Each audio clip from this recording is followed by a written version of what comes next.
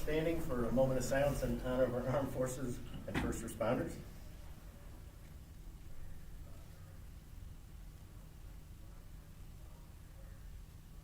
Call me Nora.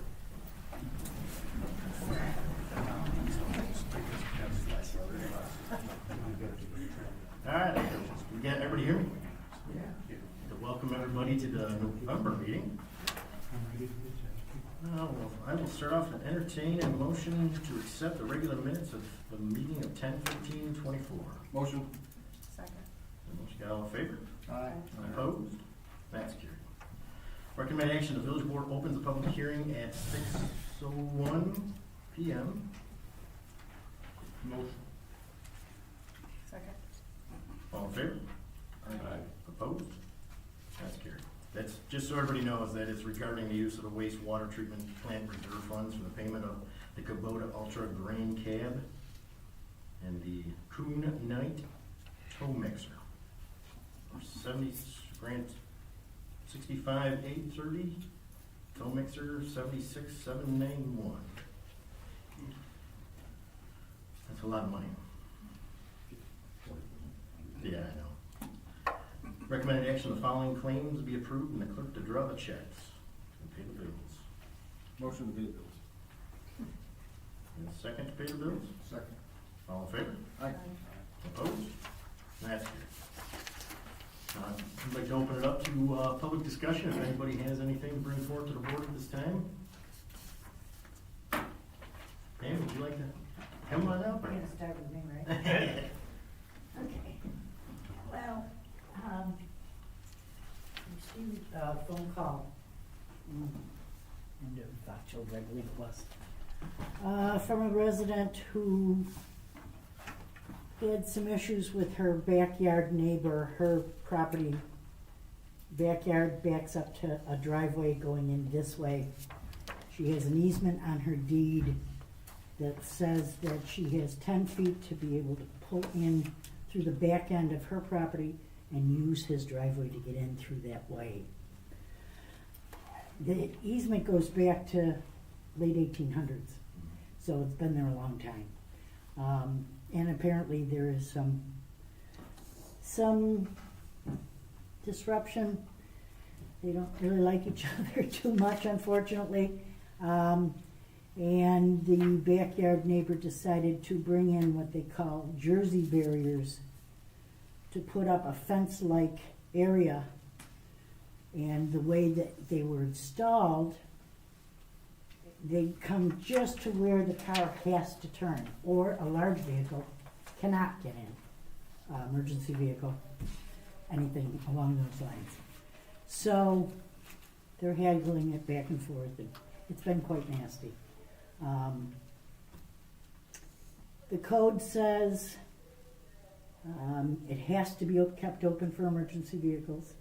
The easement, of course, is put in that place probably for that reason, more so than anything else. And the code also says that it's not, Jersey barriers shouldn't, it doesn't specifically name them, but it does say that it should be conducive to the neighborhood. Obviously, concrete barriers in somebody's driveway are not. It's not a parking lot for a Target or, commercial stores. So it's something that really should be looked at. So. I see you. Yeah. Do a kind of poll. I do. I wouldn't want them Yeah. next to me. Yeah, it also, after the Jersey barriers went in, there also were the parking, the curbs that they put in now, in addition to it, to, I guess, keep her along that side, so that's the only way that a vehicle can go in through the back end. You have to come in through that. Those are placed very narrowly. Again, fire truck, anything that has any width to it is not going to get in it. She also has tenants in that building that, one of which drives one of these large vet trucks. So it's very wide, and apparently what your large animal veterinarians carry in those is things that have to be plugged in at night.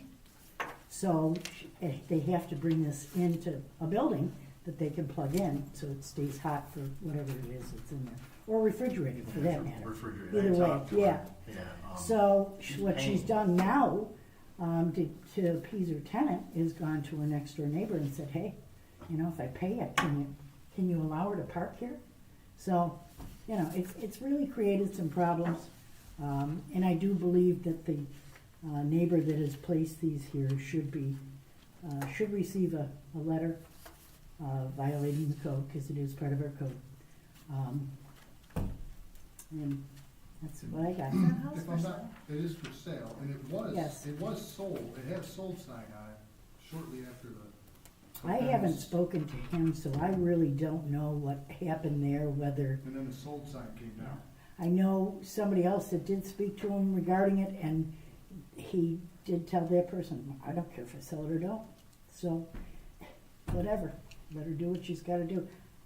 Like I said, it's very nasty, very nasty.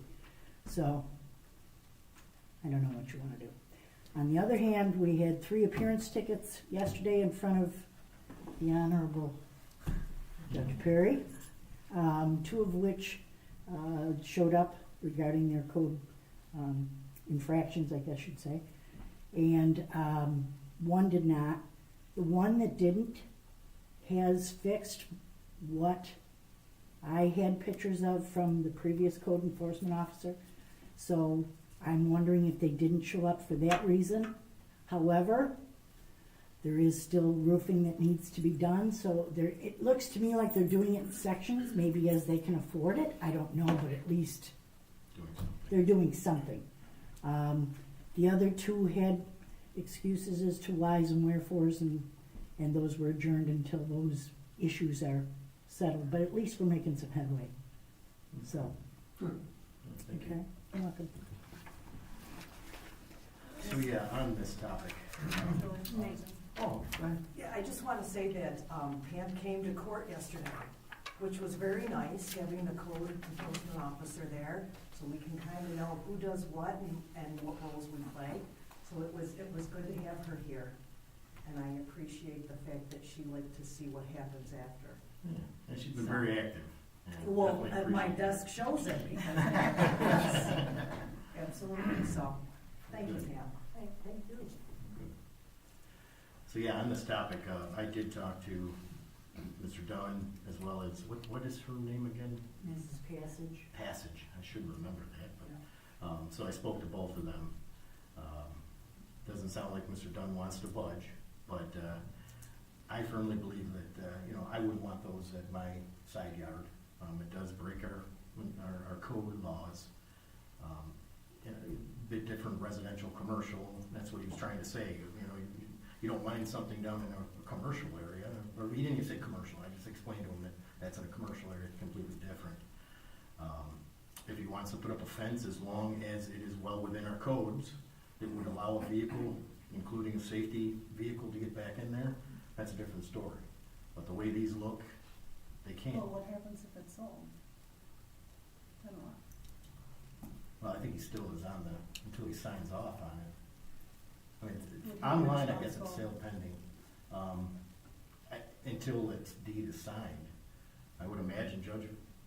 So if he owns it now, because until that's signed over, he is responsible, correct? Yeah, that kind of stuff is beyond the scope of me, but once the survey comes and they do all of that sort of thing, I mean, the property lines will be written in stone a little bit more, Mhm. but Yeah. if he still owns it, then, Yeah, he'd still be on the hook for the code violations until the new owner Right. basically closes. So I think the least, we need to send him a letter. Speak with the new owner. If there is, because I don't think, it went sold right away. Yeah, they have a sign up. Which is unusual, No, they don't. unless somebody pays cash, but it didn't go sale pending, it went sold within a day.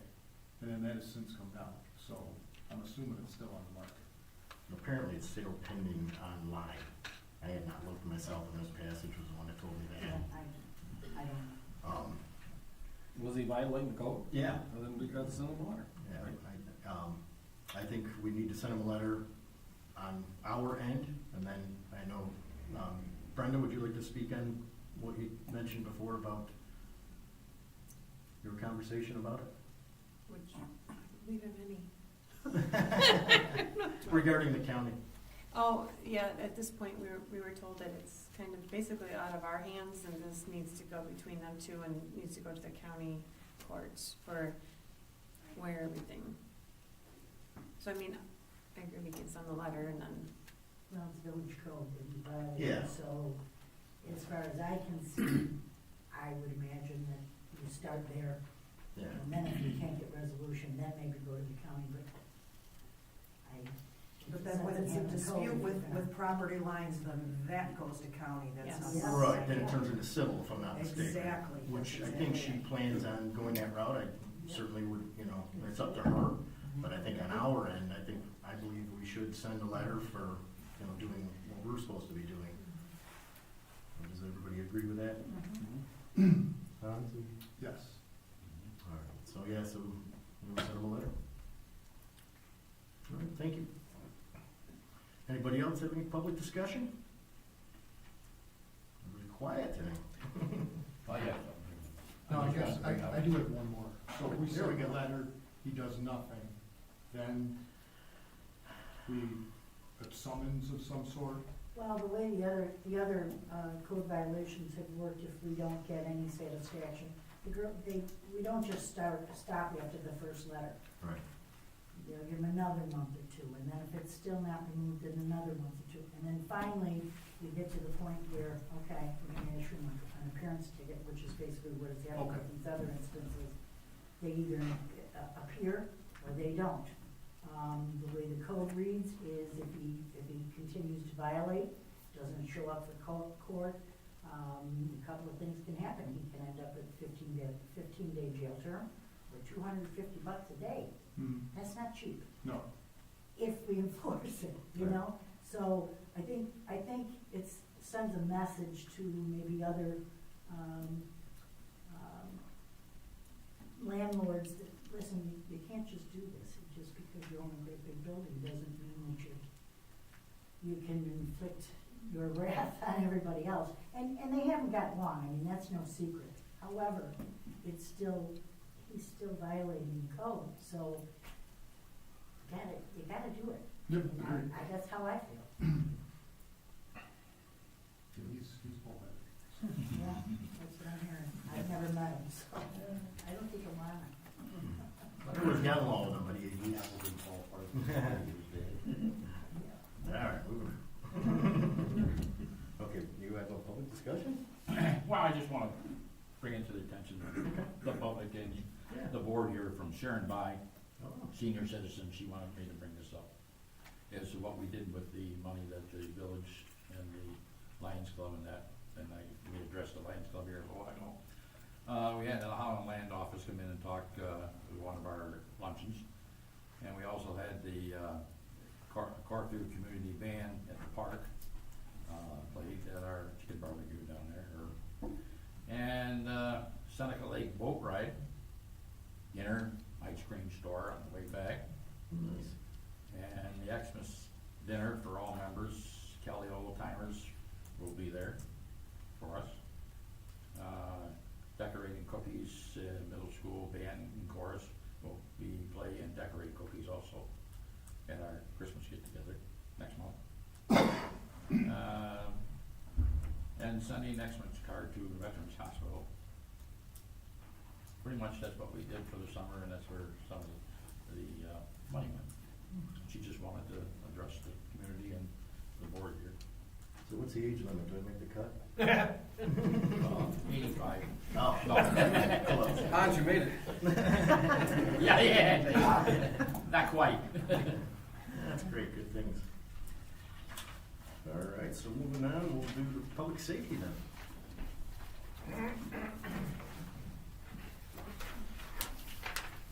Good evening. Good evening.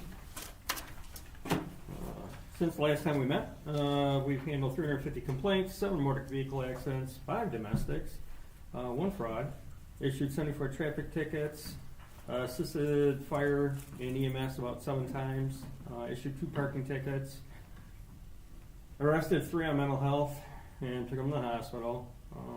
1 juvenile support, and we did 4 community policing events. New York State has issued a burn ban effective until November 30th. So that's due to the large-scale brush fires. We had a hit and run reported in the municipal lot. We concluded it was unfounded, thanks to Mr. Perry and his awesome video system. Which we had discussion on that, just so you guys know, we're in discussion about getting some cameras out there, so we don't have to keep bothering you guys. Although we do thank you. Yeah. Thank you. I know. He's been awesome, and we've abused him immensely, and I agree with the mayor. Thank you, John. Truly. Appreciate it. Where was I? Okay. And the video showed there was nobody hit his car. It was there prior to him arriving in our parking lot. He had a criminal mischief in Pavilion A in the Village Park. Thanks to our video system, we have identified the 3 individuals, and we're attempting to locate them because they may go to our school, but they live in Alden, and I don't understand that, but we're working on that, and there's going to be charges with restitution. He had 2 MVAs at the exact same time, at the exact same location, Main and George's Drive, 2 different deer, 2 different cars. I need to start hunting there. You don't make this stuff up. We had a resident down by Bengo's that had his electric wheelchair disabled. Officer Smith and Justin Lane assisted, and were able to render aid and get him home and get his wheelchair home so he can get charged up again. And then we had the 5-car MVA pile up in Top's parking lot. 2 cars were totaled. 1 was transported for observation or for evaluation at a hospital. Tickets were issued, and we've sent in for a driver's review on the operator. Working a grand larceny complaint. Contractor was paid $5,000 and he's failed to do anything. So we're in contact with the DA's office, and we're on top of that. He had a cigarette intox complaint on Market Street. The operator's blood sugar is well over 500. We did what's called a 2209 arrest on him. When you're medically incapable of caring for yourself, then we can transport you to the hospital ER for evaluation. It's similar to a mental health arrest, but this is a medical situation. We did call the ambulance, and he basically told Jay and Ann, in uncertain words, no. And they have to stop. That's their policy. That's the law for them. At that point in time, then we did the 2209 arrest on him, and after we issued him a few traffic tickets when he was released from the ICU, him and his family thanked us immensely because he was planning on driving home and lives alone, and with a blood sugar that high, you're not going to make it. System 1 County Sheriff's Department and the State Police at the East Hill Motel the other night. I thought I said, was it the 8th of November? Yeah. I was going to ask you if the car was out that way. Yeah. They had a large brawl, 5 or plus people, and they were in a knockdown drag out with these people, and they were screaming for help. So our on duty, they went. They called me before they went. I was available if their call came into the village, and as soon as he got there, they had everybody under arrest, and they said, nope, we're good, and he came right back. That's where DSS comes in. Yeah. We had soliciting one of the permit complaint, solar sales rep people over on Sokol Drive. Don't know why they're soliciting them. They don't own the building, but when we got over there, they were long gone. When the lady called, they were getting in the vehicle and leaving. We got the script in the vehicle, and we weren't able to locate them. We've completed the street light defect detail, and those have been submitted for repairs. We conducted the funeral escort for past Fire Chief Terry Snyder, and Mrs. Carter passed, Mr. Russell, and Lee Garrigan passed away at Gateway. In our community policing events, where we did the trunk or treat in the park, which was very well attended, our Veterans Day parade, Halloween safety talk at Stevens Library, they really appreciated that. And then on the Halloween, for a short period of time, your officers stopped out at the old Eggway and with food trucks, and were handing out candies to the kids. Oh, cool. So, the two noticeable changes in the vehicle and traffic law that was sent down by Albany. Reckless driving section of the vehicle and traffic now applies to parking lots. Before it was only highways. So parking lots include private driveway that accommodate 4 or more vehicles, which would make our apartment complexes now available. But it precludes private property of 1 or 2 family homes, which is fine. So when these individuals come hot rodding it through the village or doing donuts at the school or in one of the parking lots, we can hit them with a reckless driving ticket. And Angelica's law was passed. For aggravated unlicensed operation in the first degree, which is an E felony, you had to have 10 or more suspension revocations on your license on 10 different dates. Due to the incident with Angelica, they've now lowered it to 5. 5 separate dates with 5 suspensions or revocations. And that bumps it right up to E felony. Doesn't mean they gotta come to court, but they bumped up to a felony. And that's all I've got, unless somebody has any questions.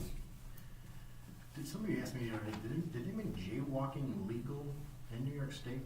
Not that I've known of. Did you hear anything about that? No. The only thing I could think of was I know how there's a lot of jaywalking that come across our You're making the judge sweat. that's what, when somebody asked me that, I'm thinking, uh-oh. I haven't seen They asked you anything. that because they saw that there was a lot of jaywalking in the No, village? no, or no. it was just- No, it was at work and somebody at training that had heard this. I I see. said, I'll when I next time I see the judge or Yeah. the chief, I'll ask, so that's. When they go in to see the prosecutor, Tim Moran, he may offer them, a parking ticket, which is a 1203A, or he may offer them an 1172C, which is a jaywalking ticket. Right. No points, no surcharge for either one. Okay. So that's where that comes. Is it legal? No. All right. I just thought maybe that they were trying to, it's almost, I don't, yeah, I'm trying to, never mind. There you go. I don't mind their own business. No, I have not seen anything as of yet, Okay, but if good. I do, I'll let you All know. right, thank you. Anybody? All set? Anything else for the chief? No? Okay, good night. John, I want to thank you guys for, the trunk or treat and as well as the veterans, everything went down, went really You well. had a really nice day. Yeah. Surprising. It wasn't snowing, it wasn't raining, and it was Yeah. not that cold, Yeah. as long as you stayed in the sun. Yeah, great. Thank you. Thank you.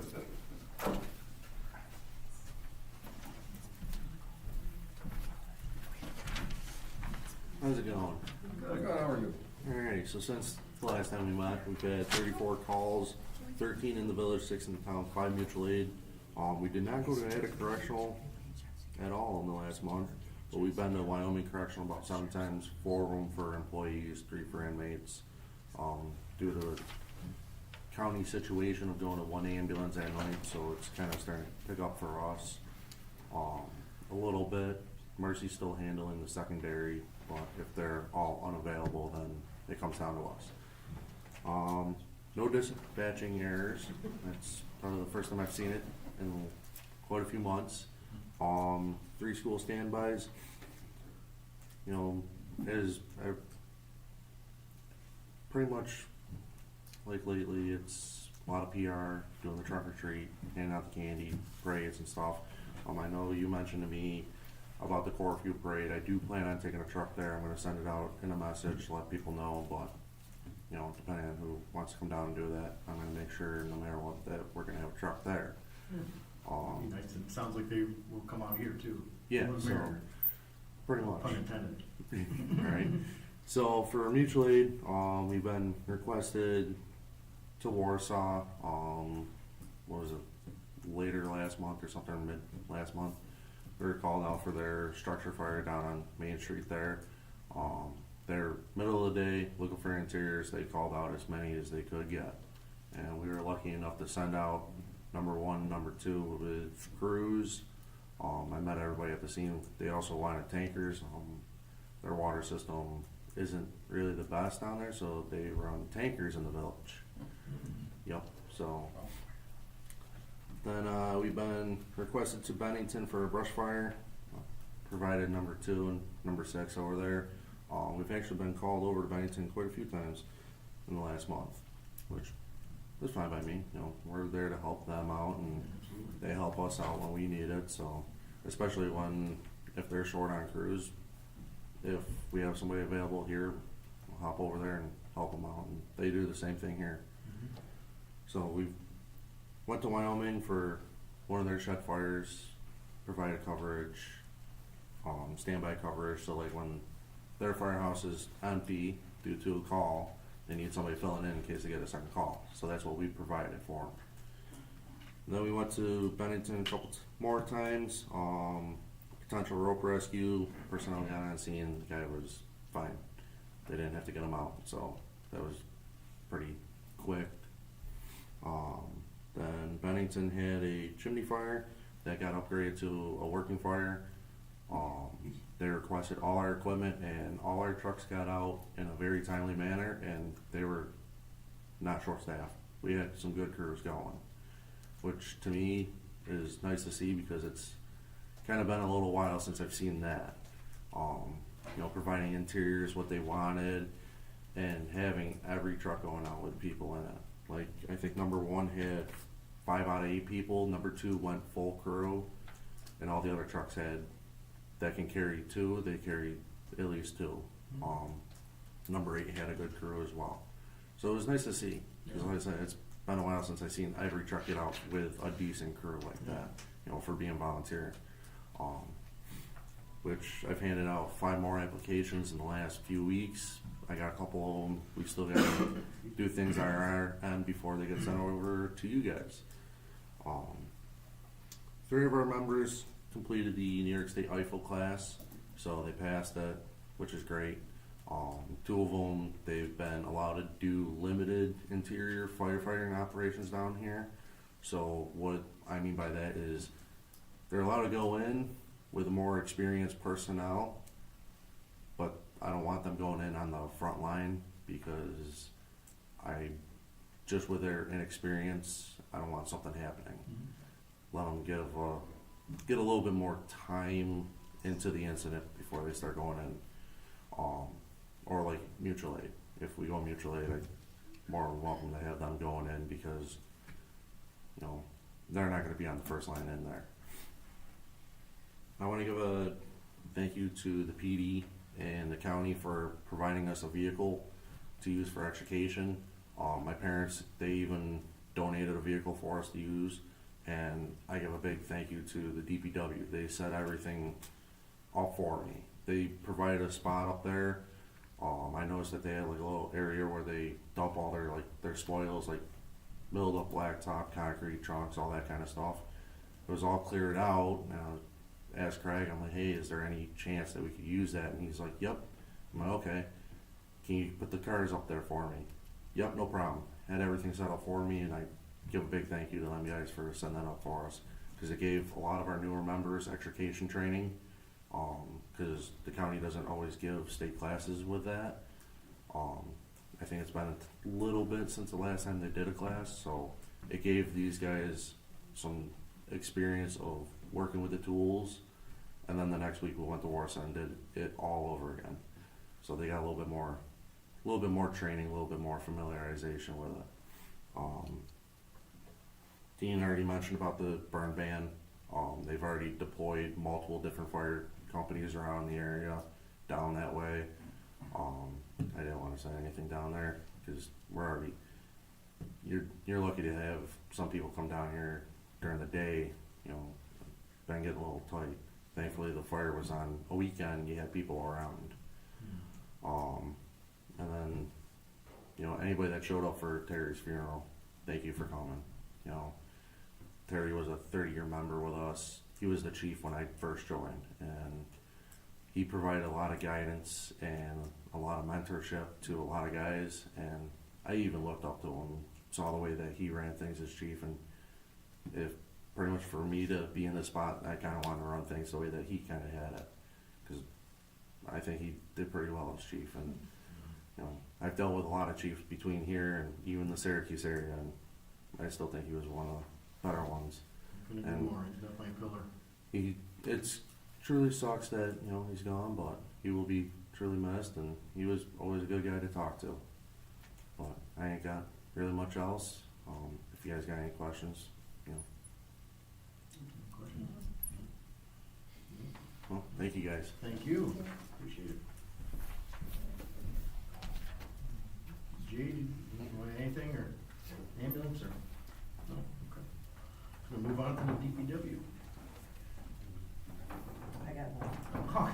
Oh, I'm just not used to that. I should just bring you up here and just cuff me in the background. It's your seat anyway. I don't have a whole lot for you tonight. We do have the Labellas team here for the dams and for the water district that we want to talk to you in a little bit later on. A couple things I have is the dam report did show that the village was allowed to take the tree down at number 3 reservoir. I had takedown. They came and removed it. So this week it's been nice. Me and Corey went up with the excavator and our tractor, and we're cleaning up the other stuff so when the inspectors come, they can, it looked like we put forth an effort to what needed to be done for the last 10 years. So we're trying to get ahead of the game so we're not yelled at when, or fined when the stuff comes up. One of the big complaints up there was there's no place to fish for people that don't have boats. So we took it upon ourselves. We made a path from the dock straight through to the dam with the excavator. So there's 10 spots that people now can walk down and actually fish off the shore. I went up there a couple times and there was 5 people trying to fish off that little dock. And so they're going down by it anyways. This way it'd be a little safer. So we do have a path cut. Back in the day, the Boy Scouts used to line the path all the way down there with logs and stuff. Do we know anybody from the Boy Scouts? Yeah. I mean, I'd like to The reach. inmates house used to do it too. Yeah, I'd like to reach out to them and see if, because they need time for their Yeah. Eagle Scout and stuff like Yeah. that. Maybe they might want to come up and Yeah, in the spring or whatever, and we can make it a little bit nicer. yeah. And they're growing. I don't think you can call them Boy Scouts. Yeah, I think it's- yeah. Well, Sure you can. Scouts. Scouts, whatever. They're Boy Scouts. Boy Scouts and Girl Scouts. All the Boy Scouts. Always gonna be Boy Scouts here. The last thing I have for you guys, Julie got a call Friday from Brian. I can't pronounce his last name. He lives up in Orangeville, just past the town limits. I had a little bit of an outing with him last year, and we talked to the board at that time that the way he treated me and treated Doug and Julie at the time was pretty bad. He called and wanted his permit renewed. Julie was gonna tell him no because we decided that he was in Orangeville, he doesn't deserve one. But I said, hold on, I'd ask the board that question. We have, since I've taken over the boss position up there, we've had a lot of problems with this guy. And all the neighbors have too. Don't give them a permit. Well, here's the issue. His mother owns a house right there. Yeah. But the, So, But what, don't we have a right to deny? he is on the deed. He is Don't we on the have a right deed. to deny? but Don't know how you could. if he's on the deed, he still has to come with something that's in his name, as electric bill, driver's license, Right. something of Or even that just sort. the deed. It shows that he's on the deed. Does he live there? No. He doesn't live there. But he He pays does not. taxes. Yeah, but my point is, if we had problems with him, do we have to give him a permit just because he's a resident? I think if Deny I- anybody, you get, the village can deny anybody the right That's, to. that's my point. But I think if I remember right, I think we did say that we were just gonna, I mean, trust me when I tell you, it's not like I want this guy up there. But I think when I talked to you about it, I think it was more or less, we'll just sit back and see how things go. Yeah, So we really didn't even come up with a. we didn't come up with a plan. But given the fact, if he wasn't on this deed, we would tell him no, obviously. Correct. I don't care for the gentleman. I know. He screamed at me on the phone because Jason had a tree stand up there and I wasn't doing anything about it, and I already was. I had it all. Isn't he the gentleman that has the legal path to the waterway as well? Yes, I found quite a few legal paths today. I'm sure. So, I always said, neighbors The neighbors, I don't really care too much about because I think that they would tell me if there's issues up there, and they're kind of my eyes when I'm not there, but this guy just caused a lot of trouble. I don't know. I mean, I'll leave it up to the board, you know, I know your choice, your decision. That's my choice. I would think we would have a legal right to say no. You know, just because you are a taxpayer doesn't mean you automatically get it. If you have issues with them, deny it. He was rather Just my blunt. opinion. I won't swear here, but he was saying, you know, some choice words, told me I didn't know what I was doing. He was the reservoir patrol officer is what he told me. Exact words out of his mouth. That should have never happened to begin with, that happened a while back. Yeah. That should have never happened to begin with. No. And I told him, I said, who do you think you are? Yeah. And I told him he lived in Orangeville, and he started calming down a little bit, but Now, if we deny him, I mean, the problem's not gonna go away, is it gonna get worse? He's still gonna continue to do his fishing or whatever anyways. Might as well Yeah. get the money from him. That's a good point, John. Yeah. The way I look at it, I mean, What is it, $10?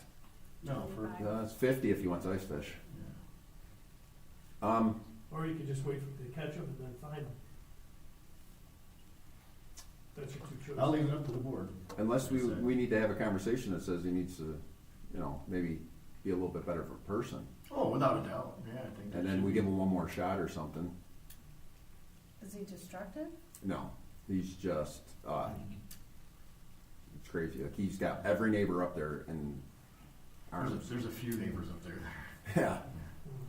Well, but what would be the criteria for denying him? Do we have a standard? I don't think we ever. I honestly don't think we could. I don't think we could deny him. I really don't. Given the fact he's a taxpayer, and you know, if he can show proof of it. But does it say you have to reside there, No, pay taxes and. just pay taxes? In the town or village of Attica. It says pay taxes or resident. Pay Yeah. taxes.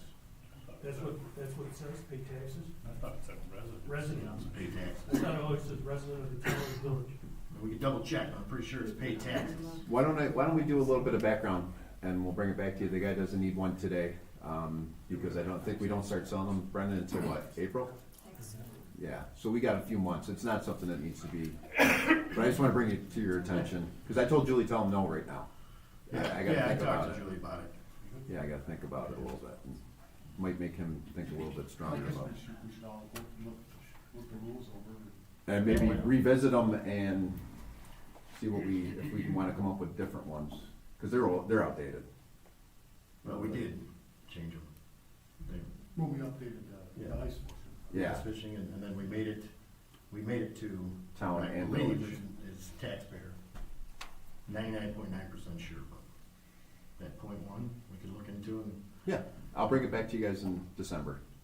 So I'll get some more information on it. I'll go that way. All right. Anything for? No?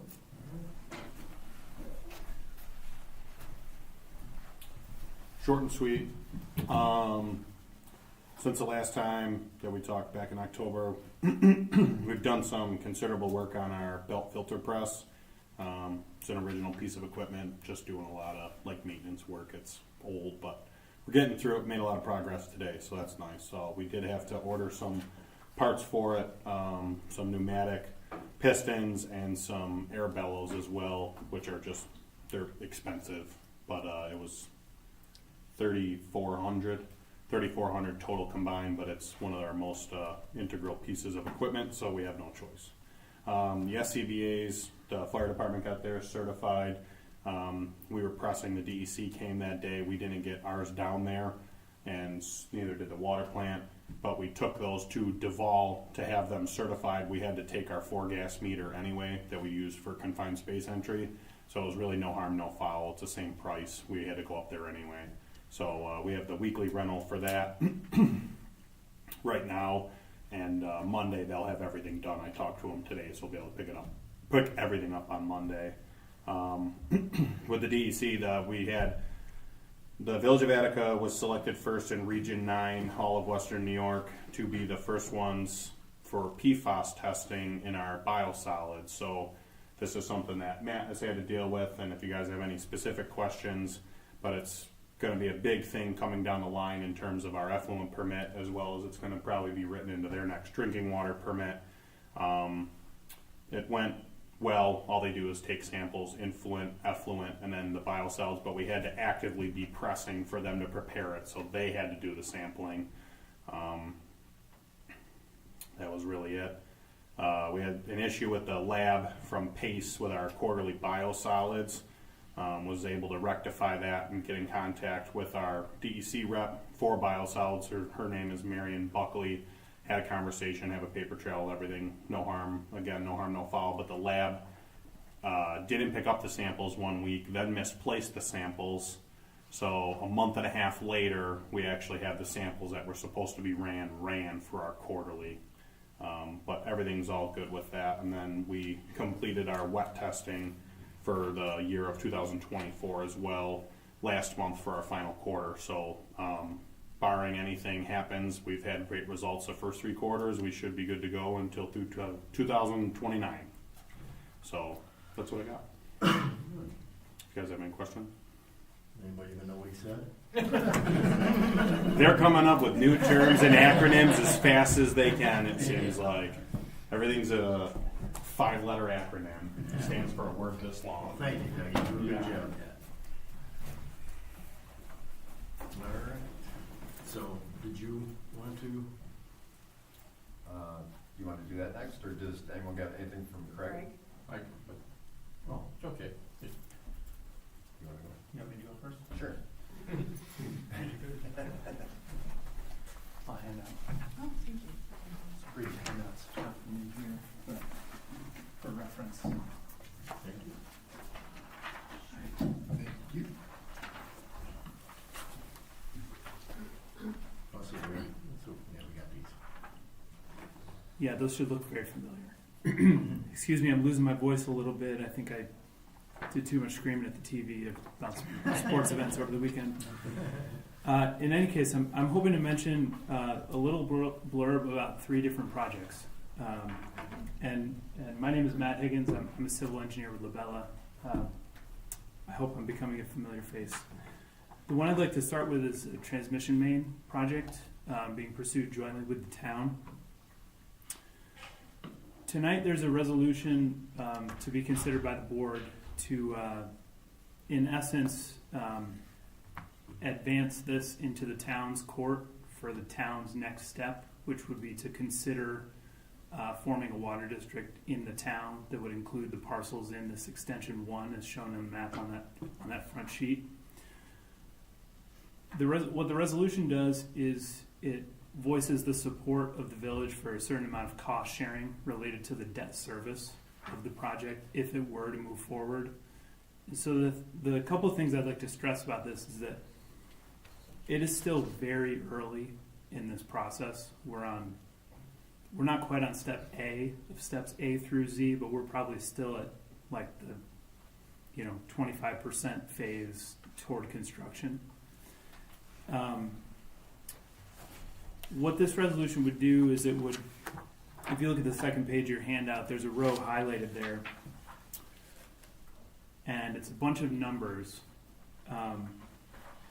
Just to walk through it briefly with you. Based on the discussion with the group, including Chris and Pam and Brenda and Matt, Justin and others during a meeting this past week, the consensus is that this project will move forward when grant funding is received, and that without grant funding it's not really financially viable at the moment for the village or the town, just broadly speaking. And so this table here assumes receipt of a grant that covers 60% of the project cost. The highlighted row is the row that the group proposed to basically voice support for by resolution this evening, so that the town could then consider whether they agree or whether they want to move forward at their December meeting and take whatever next steps they might want to take, including gathering public input or starting the district formation process or just deliberating for further consideration in January. But it kind of puts the village's best foot forward in promoting that conversation happening. So this highlighted row, just briefly, if you look at the central rows there, town, water district, household, annual cost, it shows four numbers, 101, 470, 16, and then a total of 588. So these are estimated numbers stating that with the estimated project cost and an assumed level of consumption for each household, an average household would, within the district, their water bill would total $588 a year if this were to move forward. And the reason it's broken out between those three numbers there on the left, the debt service number, consumption number, and the maintenance reserve number, is to highlight that of that total of 588, 470 of it is related directly to consumption. So if it's one person living in a home, using an average amount of water, that number is going to be a lot lower versus if it's a farm or a huge family and everybody takes a lot of baths and showers, that'll be a higher number. So these are just average numbers, high level, to present to the town. And as far as the village is concerned, if you take a look at the two rows on the right, the two columns on the right, I should say, village household additional annual cost and village household additional quarterly cost, this estimate would add about $5 a quarter to village household water bills. And so the reason this row is highlighted is simply because, based on the discussion at the meeting with Pam and Chris and Brenda and Matt and Justin and Amanda from the town, that's the row that the group kind of honed in on. I don't know if Pam or Chris or Matt or Brenda, you want to say anything particular about that row, but the resolution up for consideration tonight is specific to that row. And so if the board, when it comes up, if you deliberate on it and want to pick a different percent, that's certainly the board's consideration and decision to make. But the reason it's highlighted is because that was a result of the most recent meeting. But it's important to get the town on board with this, correct? Correct. Because in order for us to get this grant, it's gonna look better if it's the town and the village doing this together. So we're trying to make it, as easy as we can on the town, and not overburden ourselves either. So that's how we came up with the 4%. And the surveys that went out, a lot of them were saying it was between $400 and $900 a year. So we figured, right there about the $500 a year, and that, like he said, included water and everything. It's not just that much in your taxes that they're charging you. So, but somebody with a pool will pay more. Somebody that has one person in the house will pay less. Depends on the water consumption. And so the anticipated timeline noted here, highlights the major steps and just reinforces that we're still in the early phases of this if this project were to move forward. The next steps would include, the town initiating the water district formation and getting the support of the folks living in the district, grant application preparation and submission next spring and summer, and then awaiting grant award, which would happen about this time next year. And so if that grant is not received, it's a natural pause point for the community saying, this is, we went for it, we tried, we put our best foot forward collaboratively, but financially we need to wait till we receive a grant before this moves forward. So I don't want this to be viewed as like a final level of commitment or anything. It's just a preliminary step to keep things moving with the town and let the town deliberate and come to a decision on their part. In these meetings, did the town seem receptive to it? So we've done our best to include an equal level of participation from the town. Namely, Brian Fugel and George Deal are the two folks regularly attending these meetings. They were both unable to attend this most recent one. So Amanda, and I'm blanking on Amanda's last name, but the town clerk, Amanda, attended in their stead this most recent one. So, but Brian and George are supportive I can't say for the rest of the board or the supervisor.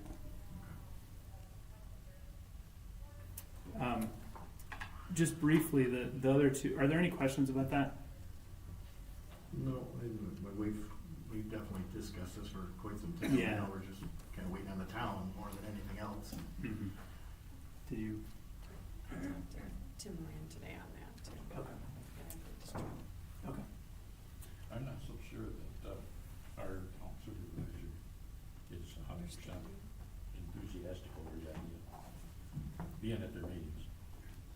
It's just on the cool side, so to speak, on this water project in line. We should And I speak don't know if up. Brian Fugel was, a little bit that way too. But it's like pushing them, basically. At first, they were supposed to be the lead agency in this, and they backed off considerably from there, right? Oh, yeah. So we're gonna have to make sure that the whole board is on board there. They've Mike, all you're gonna- told me that they're on board. Brian, Fugel and Brian, Kale? Kale, and only came to one meeting. Brian's never came to a meeting. Brian, Fugel, and Deal only came to one meeting. And they said, set up a meeting anytime you guys can, we'll be there. And we've set up 5 maybe, and they've never couldn't attend them. So that's why this one, Pam and Chris were available. I got them on board. We told them, and they're like, oh yeah, we can't make it. But set it up anytime. So that's why we came to this. Basically what we're gonna do is offer them this. And if they say yea or nay, we Gotta do can't, something. yeah, we can't go any further. And 4% of the total is nothing. Right. I mean, we're not asking them. It's more important for us to get the transmission line, but there is residents there that want the water. And then Amanda It even was the said that. majority of that district. Yeah. Oh, The yeah. survey. Yeah, and Yeah. then Amanda said that they were told, Brian at our meeting said, if they don't do it, they'll cut off the water to everybody else that has it already. She said that right at the meeting, we'll cut their water off, they don't get the water that already have water from us in illegal taps, basically, so. We can't go any further, it's been 2.5 years. So that's where we were saying, we agreed on the 4% and said if they wanna do it, they wanna do it, if not, we gotta push forward.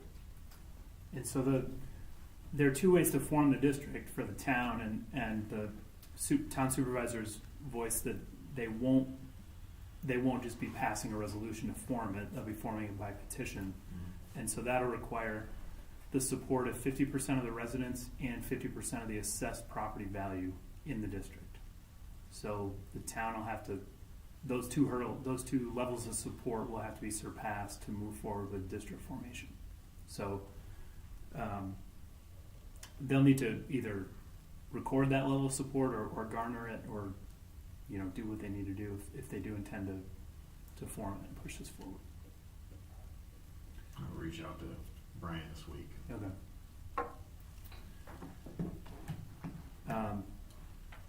Anything else on that one? No, I'll keep you posted. Okay. So the other 2 are much more brief. There is a resolution on the docket tonight to amend the seeker determination for the water treatment plant improvements project. All it does is make sure that it fully includes the final design for the 3rd lagoon, which was not captured on the seeker resolution or seeker package passed last September. So there's been some adjustments to it. So the simplest process is to amend it, not to completely redo seeker. So amending seeker is just, we updated the parts 2 and parts 3 of the environmental assessment form. If the board approves the resolution up for consideration this evening, those amended forms will then be circulated to the involved and interested agencies, and that'll complete the seeker. That'll just take care of updating seeker for that. So there won't be any further board action necessary on that. And then lastly, I wanted to note that the village inflow and infiltration project that was completed this past spring in coordination with Doug and others, did not receive grant funding. So it was submitted we assisted the village in preparing a grant application, submitted it in June, and awards came out statewide a couple weeks ago through the EFC, Water Improvement Infrastructure Act grant, and it did not receive funding. So we're requesting a debrief with EFC to understand if there was a reason why, or if there simply wasn't enough funding to go around. We'll certainly share an update when we hear what happened. Just- that on zero here. Just from an outsider's perspective, there were I think there was about $430 million worth of funding statewide, and quite a significant amount of it was downstate, New York City and Long Island. I'm not sure. When I looked at the map, there were only a couple of dots. 430 million statewide, Yeah, and our estimated project cost was for that 7 point. it was. Yeah, either 6 or 7. I think it was 7.1. Yeah. And so the max grant award would have been 40% of that. So it's certainly competitive, and it certainly seemed like there was a concentration of awards downstate more than previous years. I won't read too much into that, but because I think it ebbs and flows or whatever. But don't they have to have a ranking we system wanna- as far as like prioritization as it goes, what it deems against like I guess it would be like a cost effectiveness against what it would be for what they're putting forth for treatment chemicals and stuff, so that they're like basically investing their money as wisely as possible. yeah, there is a scoring done. And so part of wanting to debrief with them is to understand the score was assigned. Yeah, right. There's just some latitude, I guess, in some of the scoring categories that make it a little gray. Well, they're supposed to be Not quite black neutral, and white. like net neutrality, but Yeah. they have rankings where it's if you X Yeah. amount, and it's like, well, then it's not neutral anymore. And it can be one of those things frustratingly where a handful of violations really makes your case stronger. So if you have someone who's really holding the place together really well, it almost works against you in certain competitive situations than someone who's letting things fall apart. So it's a credit to the village and the operating staff that Not fall apart. You can't, you but literally it kind can't. of works against you. What you pay in fines, so just for, and I'm sure you well know, what you pay in fines for violations as a municipality, it's apples to orange. I mean, it's 6 of one, half a dozen of the other. Are you gonna pay tens of $1,000s in violations and, and penalty fines for your effluent permit or whatever have you, which one you're violating, to then turn around to receive maybe that amount of money back for your project? And it doesn't guarantee it. Right. And that's how poor the scoring system and funding works. Yeah. Basically, for the municipalities who have done a good job of taking care of their assets are literally forgotten about. And we're seeing that from the water plant, your distribution collection system, and the wastewater treatment. What do you suggest we do moving forward, too? So I want to understand if there's. I want to have the debrief. We're arranging a date and time to have that. That's a phone call where we ask, where they run through application strengths and areas where others were scored more highly. I view that as a first step. If there's any, if it's simply it was a competitive year and we ran out of funds to give to valid well-deserving projects, then it's often as simple as let's change a couple dates, update the form, and resubmit it in May of 2025 for another try. But I think getting the feedback is the first step. Yeah. So we'll get that. We'll share that with you, and then be happy to hear your feedback on where you want to go from there. Okay. Any questions on any of that? That's all I have. Are we still on track with the water plant starting construction this spring, or? Good question. So we are currently seeking Department of Health approval, and That's been going on. Yeah, we just recently issued our response to their 4th round of questions. So it's a deliberate review. Matt and Brenda participated on one of the phone calls with some of the Department of Health staff reviewing the project. There are both county folks in Wyoming County, regional folks in Rochester, and then state level folks in Albany. And I think the county and the regional folks are on board with everything, and the questions we're answering are pretty much solely related to the state reviewers' prerogatives. And so in my opinion, it should be approved. I think we're really, really into the nitty gritty of answering their questions, and I hope that they're satisfied with our latest responses. But the hope is to advertise for bids this year, open bids about a month later. You wanted to do like January, February, right? And then, because the important thing is if we want to start construction in April, like as soon as the ground thaws in April, we need a couple months there to execute contracts and deal with the paperwork. And so that's all of March and some, if not all, of February. So, backing up from there, best case scenario, open bids, anytime before then. But I think the best case scenario is advertising this year, so it sets us up. Advertising period's about a month. So advertise this year, could open in January. It gives you 2+ months to get contracts in place and get contractors on board so they can mobilize in the spring.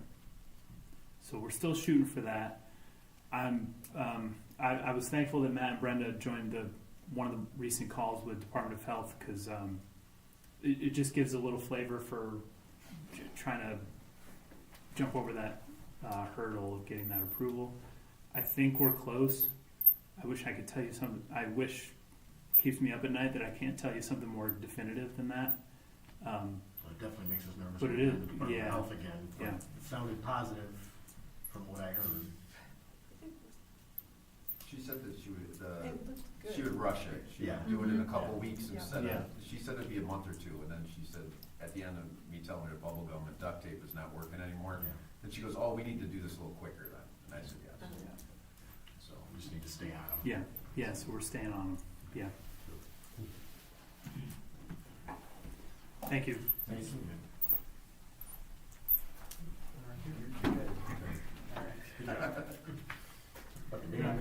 Yeah, come on. We'll be a little bit more casual.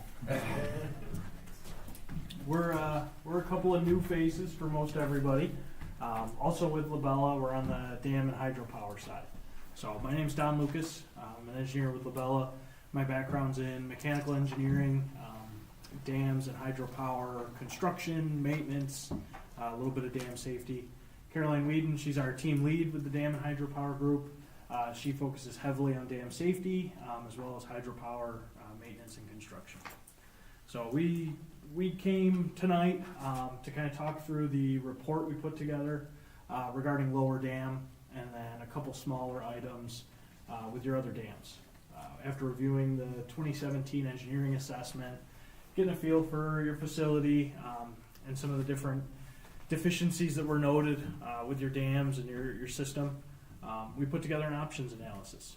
So, Caroline, do you want to talk a little bit on how that's founded in terms of dam safety and DEC guidance? Sure.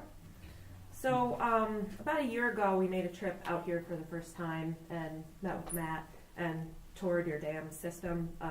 The three of them, upper, middle, and lower. Upper is classified as a hazard class C, which means it's high hazard. Hopefully I'm educating you and not boring you and putting you to sleep. What a high hazard dam means is that in the event of a failure or a breach, it has the potential to flood a residential home. So that's why it's high hazard. Do not confuse it with the condition of the dam. Do not confuse it with it's a public hazard as it stands right now. It means if it were to breach and fail, it would potentially result in loss of life. Intermediate hazard is actually a hazard class down. It means that if those dams were to breach, middle and lower are both intermediate, then it would highly likely damage like infrastructure, roads, power lines, railroads, things like that, but it would not result in loss of life. So at some point in the future, I can talk all about the hydrologic and hydraulic analyses and how we get to those conclusions, but for tonight, I will leave it at that. Lower dam, we're looking at, like as Don said, 2 different options of what to do with that dam. And because it is a hazard class B, it is subject to an analysis in these engineering assessments that the DEC regulates and requires every 10 years. Your last one was done in 2017. You will be required to do a new one in 2027. In the interim, we know that there are some deficiencies per the regulations, per the DEC guidelines for design of dams, and per some other technical guidance series. So, why we're here tonight is to introduce you to the idea of either keeping the dam or removing the dam. And that was basically what our options analysis report was about. So that's kind of the background of the regulations. If you choose to do something with lower dam before 2027, we're going to find out a lot more about it. Is it in compliance right now? We don't think it is, but we would address some of those analyses in an engineering design report. If you don't do anything with the dam until 2027, you would be required to do these, engineering analyses in your next EA, we call it. So that's kind of the regulatory framework and background and, kind of, I guess, frames why you want to do something with that dam. So in the some things we're talking about and that we looked at, we tried to keep it simple, keep it to 2 options. One being to remove that dam. The history there is that lower impoundment was used by an industrial factory. It was an industrial intake. That need no longer exists. I understand they've actually relinquished their water rights. Any legal right to the water no longer exists. So you don't need that impoundment. It doesn't serve your water system in any way. So the need for that dam no longer exists. So it opens you up to that option of removal, as well as opening up property that you currently own to be an access way to Middle Dam that currently doesn't exist. So that was, when we started talking about this whole project, it was what are the impacts? If we keep the dam, we still need access to Middle Dam that has known maintenance needs, and it's hard to get to. If you remove Lower Dam, it opens up options to get to Middle Dam to complete those maintenance needs, as well as removing the maintenance and ongoing inspection and engineering around a dam that really serves no purpose. So to evaluate those 2 options, maintain, keep it in compliance and establish an access to Middle Dam to do all the maintenance items you need to do there, or remove and establish an access to Middle Dam. We looked at how to break that down, how to quantify it, right? Some high level construction cost estimating, as well as how do you fund it? What is out there for public funding availability for either option to help weigh out that consideration. Neither option is overly affordable. In this kind of construction, it is in the millions of dollars category. It is a lot of heavy equipment. It's a lot of construction effort, a lot of habitat restoration, heavy permitting and engineering with DEC. You are affecting a waterway that is upstream of habitation and residents. Protected by the United States and the state of New York. Yes. It is not a light task, unfortunately. That is the burden of many, many municipalities in New York. You guys are not alone. Having an old dam and a water system that relies on reservoirs and dams. We do this stuff every day for very similar issues. The report lays out a lot of details, a lot of background information, so we're happy to answer questions on that. But to summarize what we found for the 2 options, I'll focus first on removal. Construction for that would look like, first, a heavy engineering permitting phase to get permission from the DEC to remove that dam and understand their guidance on what the after effect would look like. It's not as simple as going in and just removing it and letting the water go where the water goes. There's a lot of sediment built up behind that dam from decades of that water and sedimentation coming down through the system that would need to be removed. There are different options for that as we get into it with sampling and testing, how that comes out. It can be a partial removal of the dam. It can be a complete removal of the dam. A lot of that will be dictated by the engineering analysis to understand the hydraulics of where that water will go, as well as what state agencies, federal agencies require for habitation. You then establish that area to look more like a native river or creek bed habitat. That would be done intentionally, place rocks here, boulders there, plant certain native trees and grasses to reestablish that, maybe carve out a intentional creek channel to divert that water and understand how it'll flow. So, that would be part one of the dam removal. At that point, you would no longer have a dam. That dam would be removed from the state registry, would no longer be considered a water retaining structure. It is not required to be inspected or maintained or fall under your engineering assessment every 10 years. It no longer exists. That would give you the opportunity to build an access road from the current water treatment facility on property you own along the creek bed there up to Middle Dam, giving you 24/7 access to that Middle Dam, which is your main intake for water treatment, for the ongoing maintenance and inspection efforts there. Currently access to that area is limited through a neighboring private property. We've been up there, we've seen it. It's tough for equipment to get in there, mostly all-terrain vehicles. So this would give you the access for a road. You can get in there with equipment, do the vegetation clearing that's required, and some of the concrete improvement that's needed at that Middle Dam. That's the construction or removal. Our cost estimates there, very high level. These are conceptual. We've done no real engineering. It's just based on our experiences with similar dams in similar situations. Comes in at around $1.5 million for that effort. There is a considerable amount of grant opportunity available for dam removal right now. It is a very popular topic with state and federal environmental agencies to remove unnecessary impediments in river and creek flow areas. They are aging infrastructure. It's been a problem across the state that they are not often maintained. They are expensive to maintain, and as historic needs, industrial uses, paper mills, things like that, as those dry up and move away, the dams tend to remain and they fall into disrepair. So your federal agencies like U.S. Fish and Wildlife, Trout Unlimited, state agencies like DEC have pulled a lot of federal funding and state funding aside to support removal. So anywhere from, depending on which grants are pursued, 10 to 30% of the total investment can be recuperated through federal or state funding, as well as opportunities to offset costs for the engineering. The state has opened up some grant opportunities that can help you get funding for the upfront investigation work, to hire an engineering firm to come up with those designs, do your hydraulic analysis to determine how your change of the river flow or creek flow will impact the surrounding town, residences, and properties. So that those opportunities exist. I don't want to go into what are you eligible for, what are you not eligible for, what's open today, not open today. I don't think we're quite at that point. But the important takeaway there is there's a great deal of opportunity for dam removal.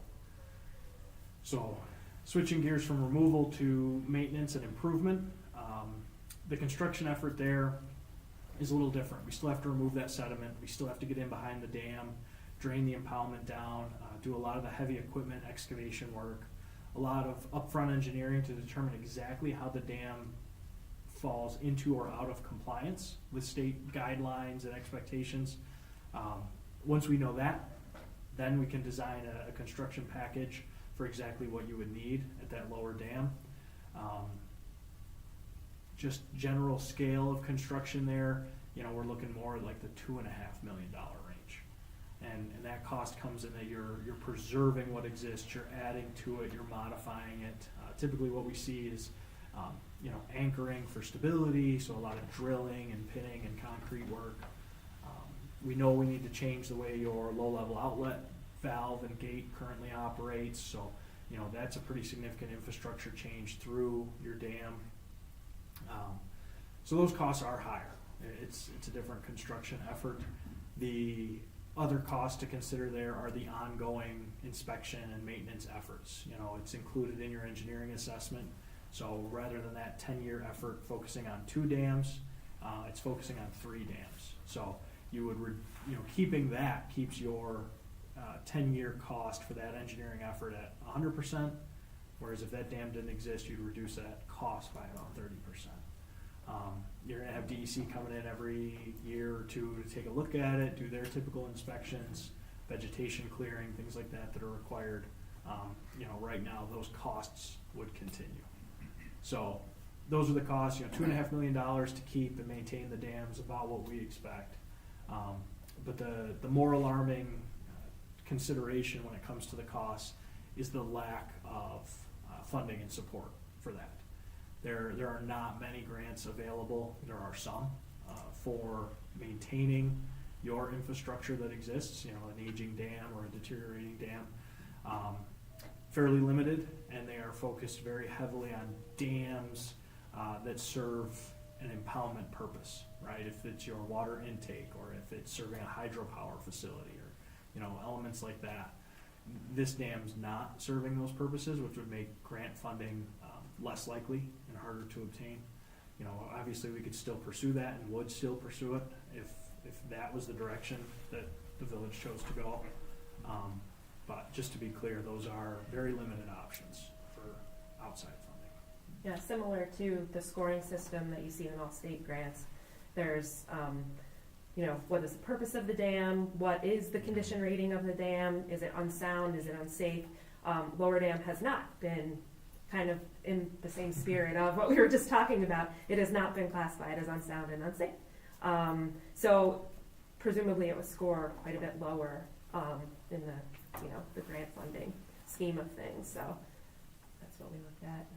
So would it also, even if we wanted to remove it? No, not that we found. No. With removal, they're less concerned about the overall condition of it or if it serves a purpose. In this case, because it doesn't serve a purpose, it makes it more eligible to support the removal of it.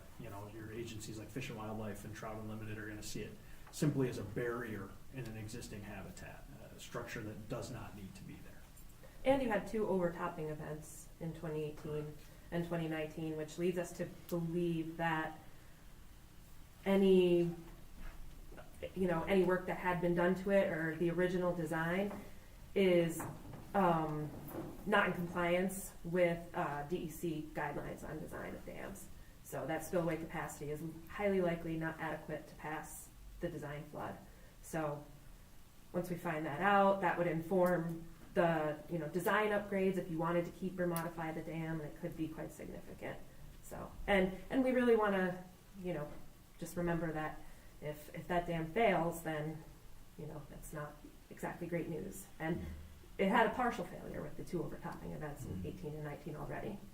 So just to be considered. We're here to kind of present objective information for you to decide as a group and as a village what you'd like to do with this. You're gonna spend $1 million more on something we don't need.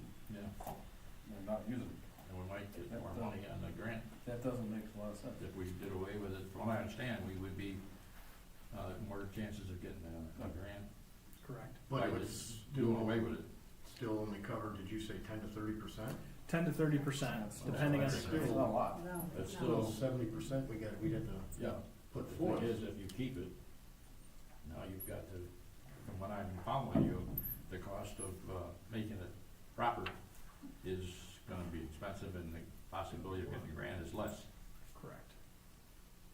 So I'd like to see the numbers. So you're thinking 2.5 to fix it, repair it. So I'd like to see the numbers, what it would be to remove it if it only covers 20 to 30%. Obviously want to do what's right, but we got to look at the pros and cons, obviously, with what we have to spend. Especially with a water plant, you'll need more duct tape. We'll do this. Well, the biggest thing is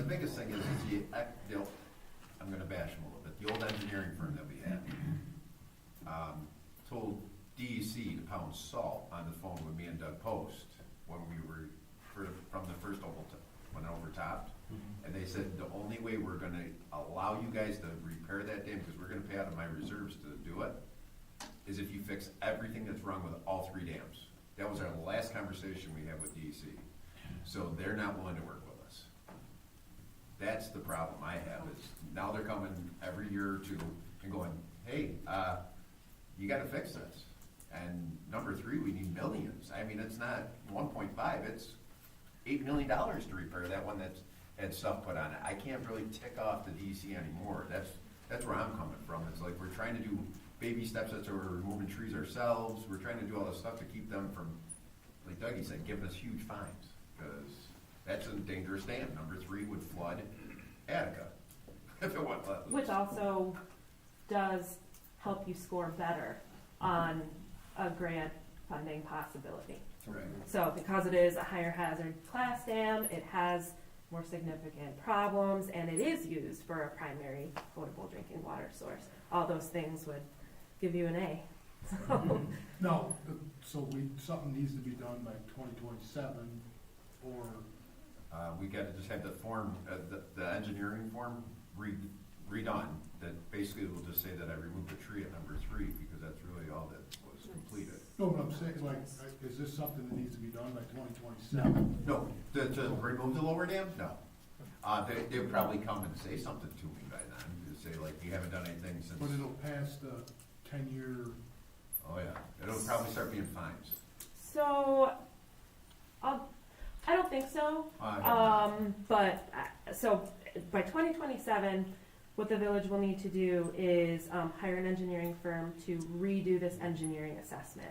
Now, we started looking into the very technical details of that. Some of the methods they use, some of the equations they use, some of the assumptions they made, some of the conclusions they arrived at. And a lot of it didn't make sense to our, like we say, H&H, hydrologic and hydraulic engineers, who took a preliminary look at that.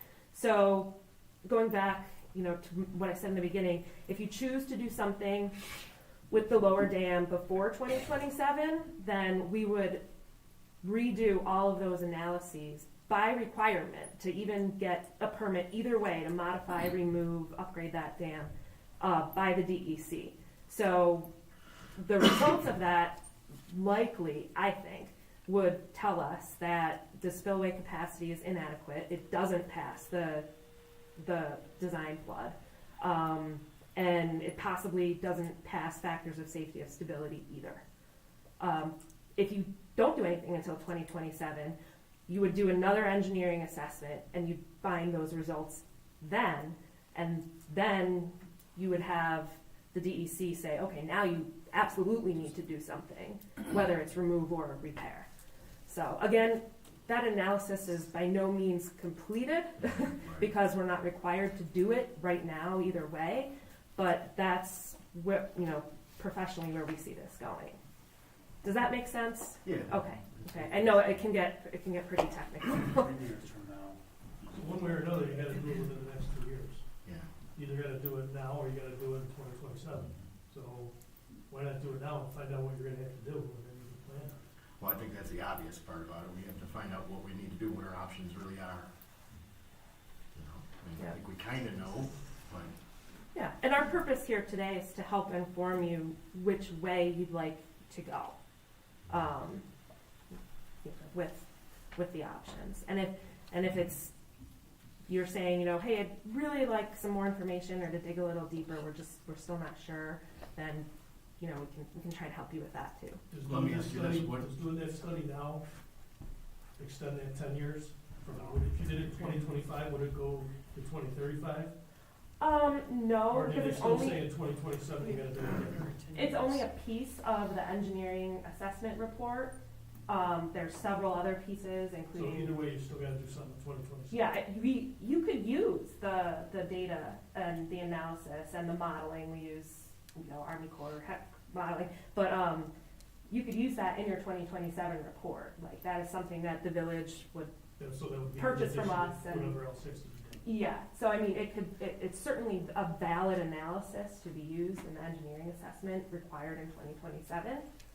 So But that's not the whole, my thing was that that's not Yeah. the whole study. no, no, you have to do a bunch of other engineering inspections and calculations, and remember, the report in 2027 covers all 3 dams, not just lower.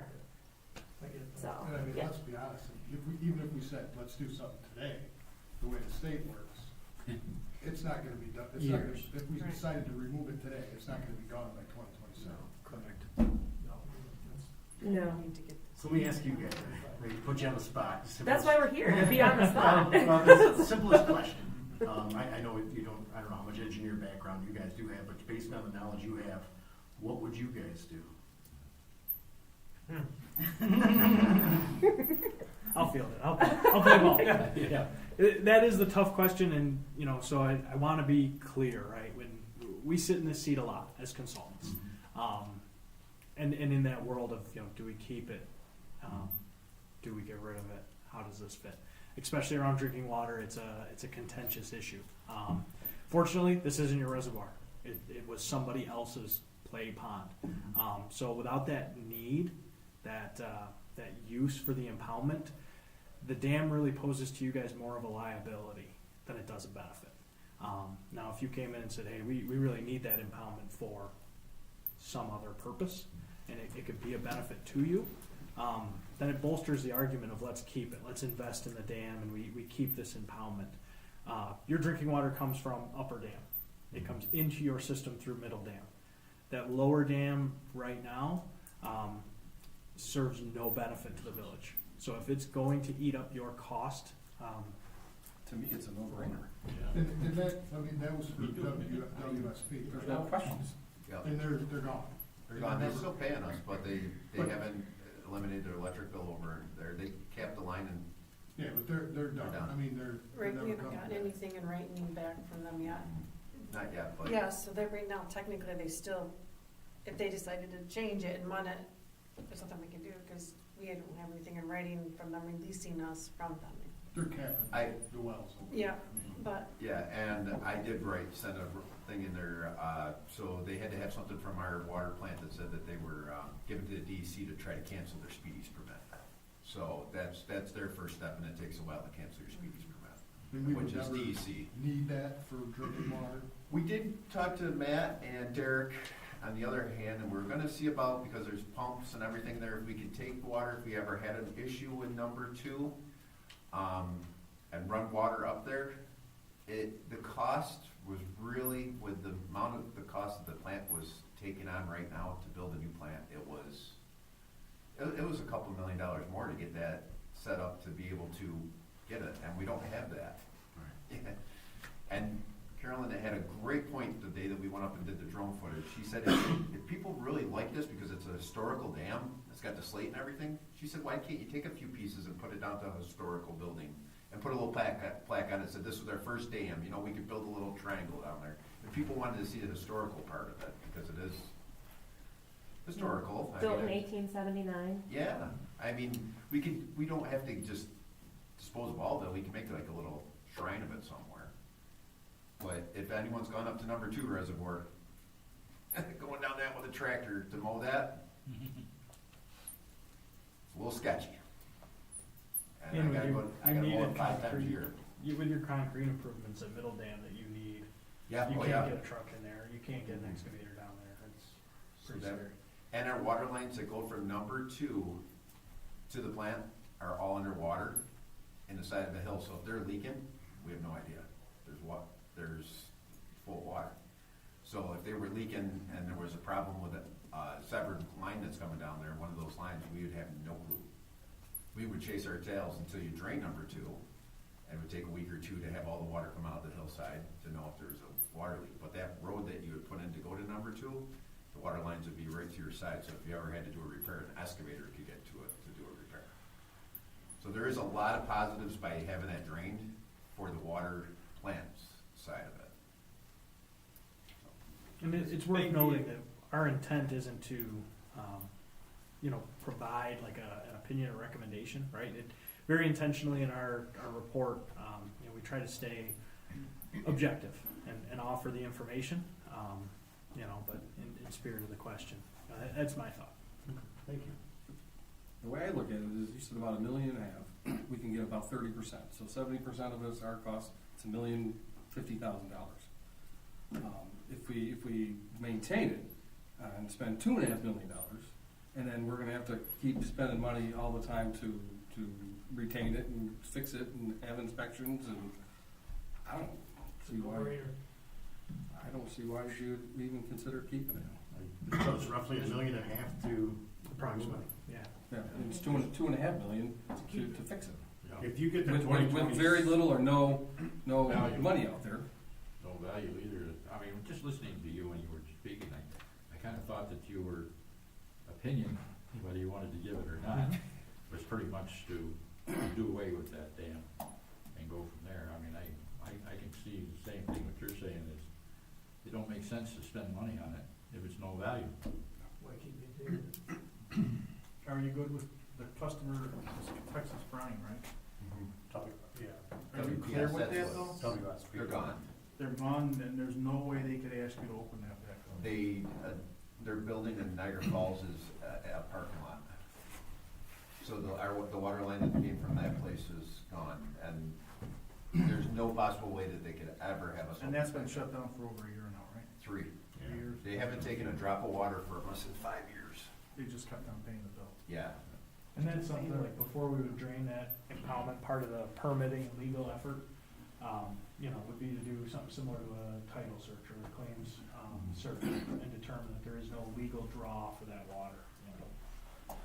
Nobody comes out of the woodwork to say, oh, my family cabin, has a deed that says I've got a legal right to that pond or anything, clear that all up.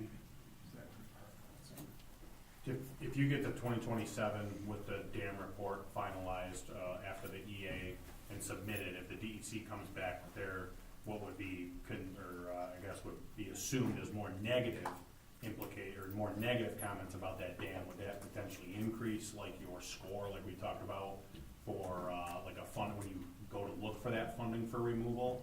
So basically, like if you wait for the DEC to come back and say, okay, it's in further disrepair, it's now worse, now we're citing you have more repairs that need to be done, is that gonna be like that, two-sided gonna be better for your application of funding? And say, hey, listen, now we need X amount more, now it's $4 million to repair it, is it, you get what I'm asking? Yeah, understood. And good question. The counterintuitive part there is for removal. Right. There's not much of a focus on removing it because it's in disrepair. So they don't cite because of That's disrepair. that's not gonna help you out in that regard. Now, if you Okay. did wanna keep it, maintain it, improve it, having it be in a finding of unsound or unsafe would bolster your argument there. Right. Would benefit you in the grant application process, in terms of trying to keep it or maintain it. For removal, it's kind of 6 in 1, half dozen, From their enforcement standpoint, if it's not deemed or classified as unsound or unsafe, can they legally do anything to you? Is like, what is that breach point for them severity-wise where they can actually pass down those, what would be a fine or a daily fine or a monthly fine? You want to talk a little bit about the fine? Sure, they would have to, you would have to be almost in gross negligence and like ignore them for Right. years. Sure. Then they would issue what they call, maybe they do it in water world too, like a consent order. Yeah. And then that's when they could take, the next legal steps and what those legal steps look like, whether it's, what kinds of fines and whether they're daily or one time or whatever. That's what would happen in the consent order, but that's pretty rare. But they're not there yet. No. So No. They would- advantageously, it's just yeah. more cost-effective citing inflation if we do it now versus 6 years from now. Yeah, I've seen consent orders and they're much more likely to issue consent orders to private developers. Right. Who have been just completely negligent and off the map. Yeah, who are like, I don't care, leave me alone, and years go by. For a municipality, for drinking water supply, like they're just likely not gonna get there. So their first I got a letter from them for this dam, back in 18 or I came right going to the old Yep. chief operator, and they were like, we're gonna fine you so much per day if you don't get this going, so it's just a scare tactic. Yeah. Okay. That's Cause a that's where lot I of, seen it, I'm like, Have you seen $20,000 a month if I don't get it fixed, and then I never heard yeah, back no, from they them. would, there would be many, Okay. like, steps. I don't, admittedly, thank goodness, have a lot of experience working with someone under consent order. So, but at a very basic level, that's how I understand it. Okay, so it's Is a that scare there would be, yeah, they would. They got me, it worked. It worked. Yep, so I've seen that like verbiage, and it's kind of like standard, just like in letters to all dam owners where Cut and you paste. have something out of compliance. There's like, well, let's just put this standard paragraph in there, so. Okay. Yeah, but because you've been,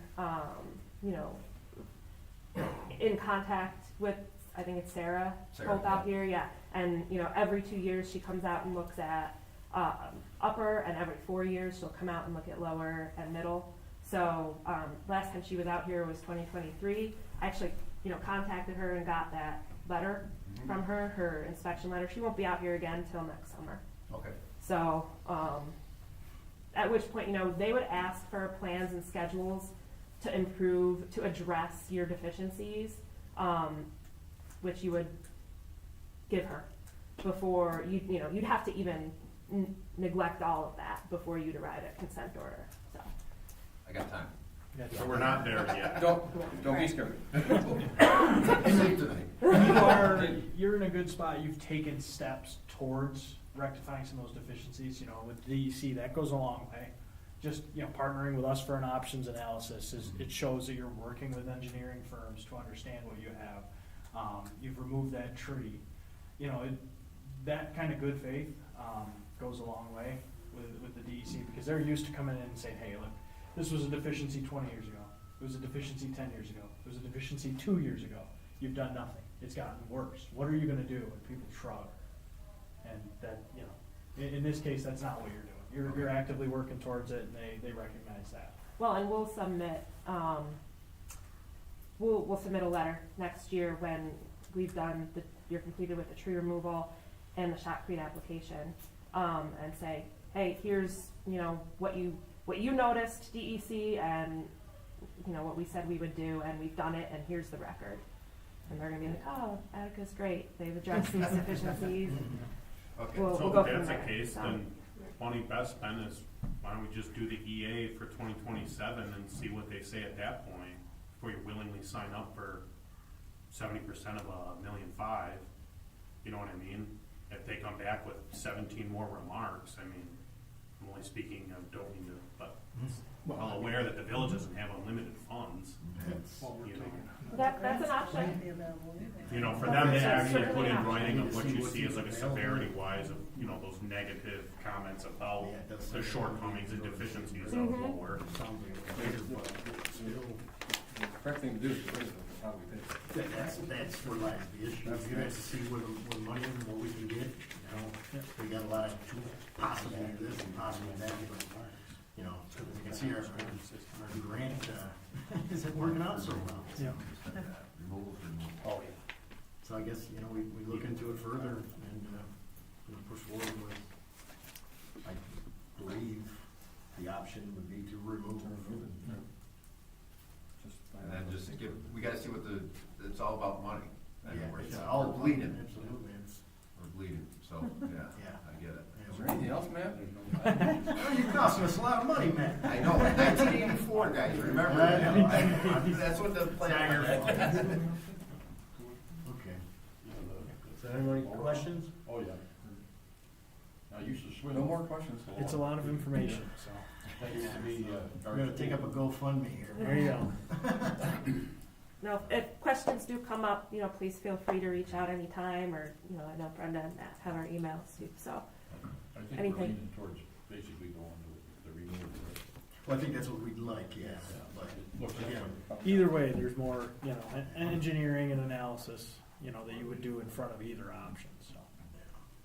was that tree removed, was that a money one, or? That was, no, it wasn't a money, it was a willow. That was a junk tree. Poplar. Junk. And it was howled, they had them climb it, and it was windy up there, about 40-mile-an-hour winds, and then Dave had him come down and he goes, dude, get off there. The whole center was howled. That was my nephew, actually, he was mad. Yeah, man, free hopper. Well, thank you. All right, Thank you. thanks for your Thank you. time. Okay. Any more for DPW or? Great. Yeah.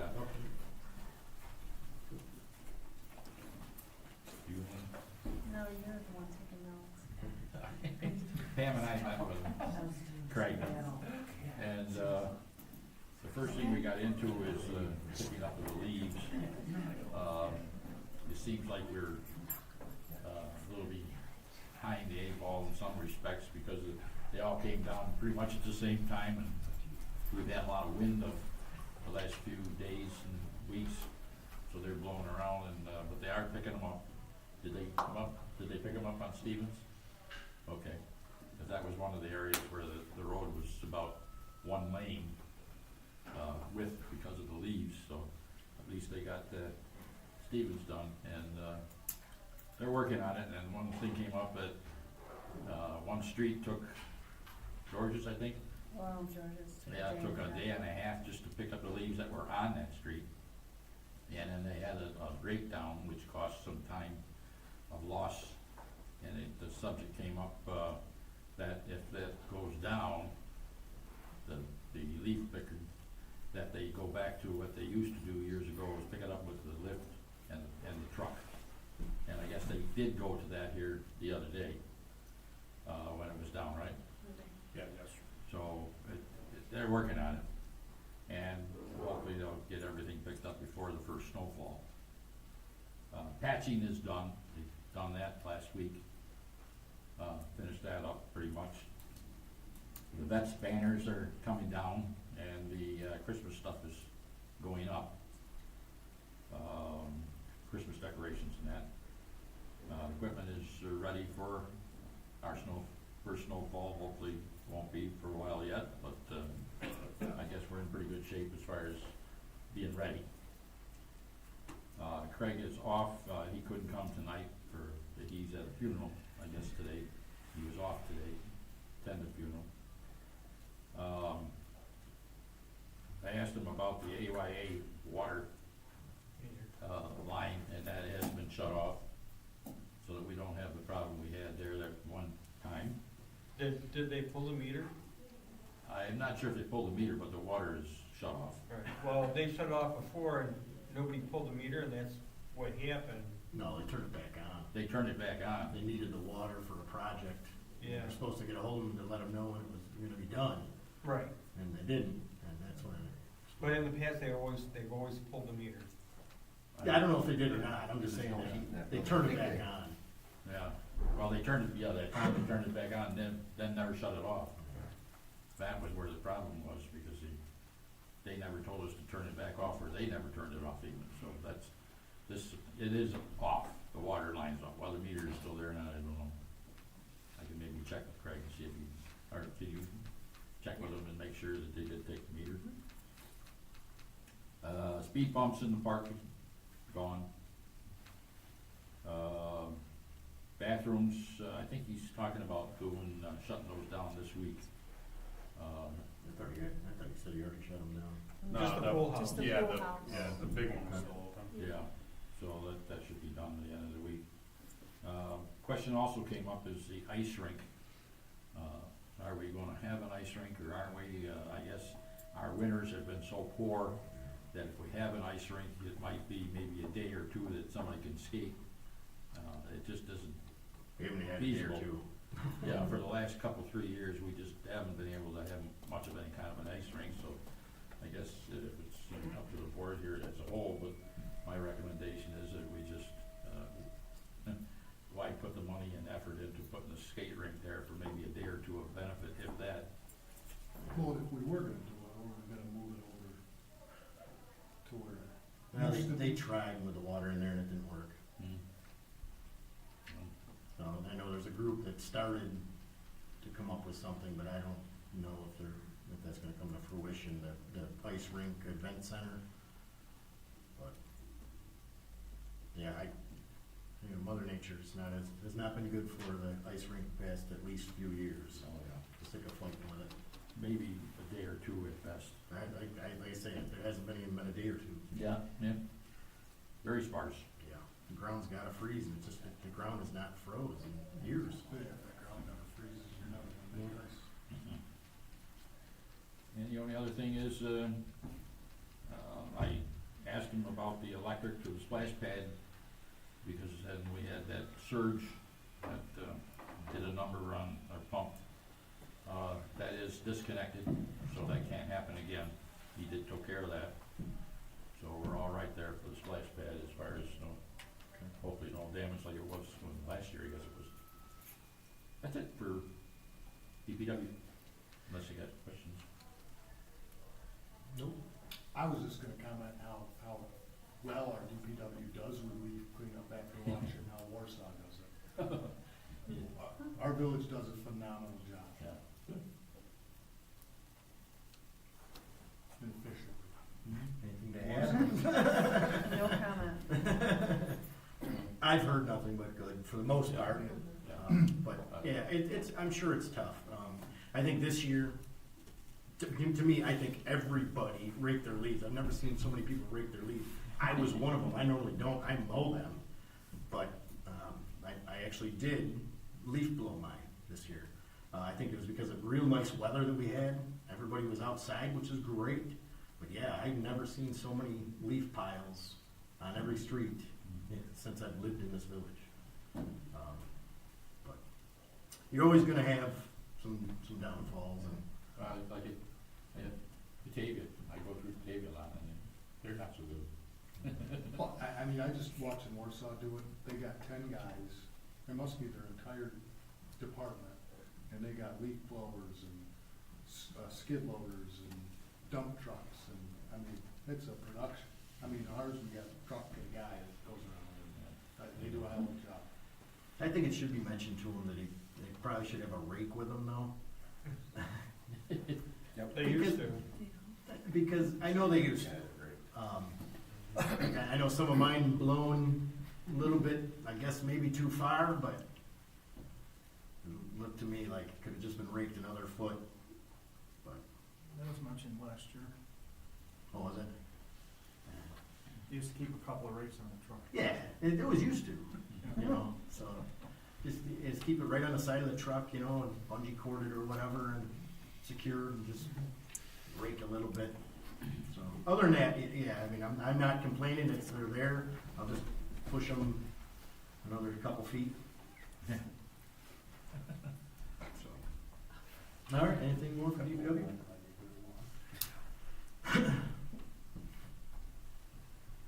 Town liaison. Okay, I went to their meeting last night. Their budget, I guess, went up a little bit, but actually the house, average house will be probably less taxes because of the assessment grades. So it kind of offset the little increase that the town budget went up. At least that's what was figured. Hans, that was only if you had $100,000 house. Yeah.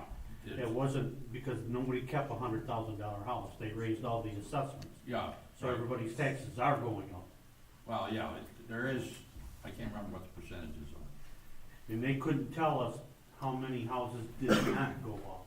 Yeah. That was the question that was asked. And they didn't know the number. Couldn't tell us a number. So It sounds pretty good if you say you have $100,000 house and your taxes didn't go up, they went down. But that's not the real case. yeah.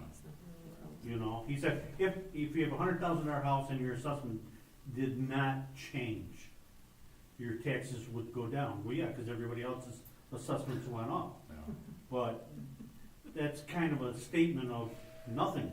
Yeah, I don't know how many houses stayed the same. Zero. Yeah, I was gonna say, I don't think Mine went up by anything. mine went up by 100,000. Yeah, so did mine. Everybody go up 100%? Yeah. Gosh. I'm happy. Geez.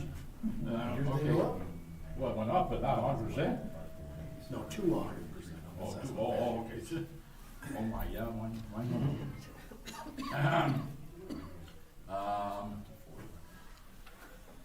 And then there was a big question as far as the, money for, we're looking into the, fire department's buying a used fire truck. And the money that the town is paying into, or possibly donating to that fund in reference to what they pay already to the village for fire protection. I think they're a little misled on the amount that they should be assessed in what it says they are and what they think they are paying, actually. And I did clarify that the money that when we talked to the fire department, the money that we indicated towards a new truck or a new vehicle would be from the reserve fund, not their annual fund. It's actually under the reserve, and I think there's 240,000 or something like that in there now. 217. 217. I looked at it, I thought it was up a little higher than that, but I don't know, they were talking about the annual budget and how much was. He mentioned that the village put in $90,000, he was told, and that the town's portion was 67,000, because the other 10,000 is the ambulance. And that made the budget $160,000 for the fire department, and he didn't believe that the fire department budget was $160,000. And then he said, if it's only $125,000, then the town's paying more than it should. And he went all over the board with numbers. Yeah. And he was saying that, well, the town shouldn't have to give any money to the village because we're paying more than our share. And his money. And there's no paperwork to show anything. It's just people talking with numbers out of their head. Yeah, well, he indicated that there was maybe send a letter to us, but they've been down to the village office, I talked to Brenda numerous times in reference to the situation as far as what money that goes into the annual budget for the fire department and the discussion on the truck, purchase of a truck, new or used, and apparently it isn't sinking in. I think you could clear the whole thing up. If you took the portion of the village budget that relates to the fire department and put that in a separate letter, it doesn't have to come out of your budget, but just so that he could see where the money is, because he's got all these crazy ideas that the village is overcharging the town. Yeah. So you have your reserve. I'd like to see it go up, actually. Well, another thing is, which is you're working on, I think, is that the question comes up is why is the village paying town taxes to the town for our reservoir area? We're gonna be talking about that here. So, I mean, that was another issue that is, and it's a lot of money too. What about the water plant? Yeah, both. And the water plant too, yes. And I was thinking about that last night when I was there, but I said, that just throws more to the wind there, and I said, maybe that's another time, another place. But it was quite a discussion there for quite a while there, that as far as they think they're being overcharged, basically. Bottom line. And that's why he belongs to the fire department.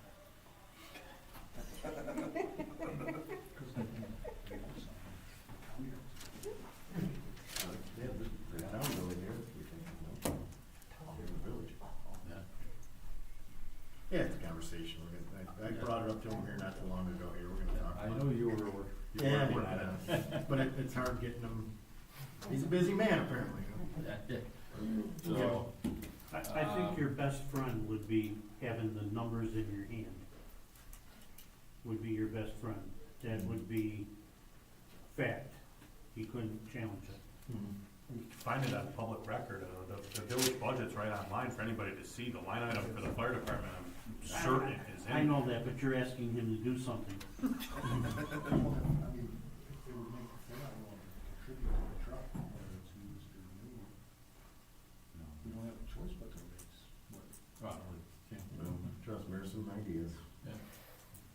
we've been dealing with, Yeah.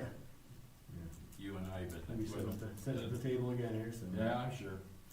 Okay, county administrator is looking at compensation, review, and they possibly are pairing some people up in reference to that as far as what they're gonna be paying some of their county personnel. Also, they are, I think they're, a new administrator review, is gonna be the 10th of December for interviews in that, over in the county, and there's gonna be the town supervisors.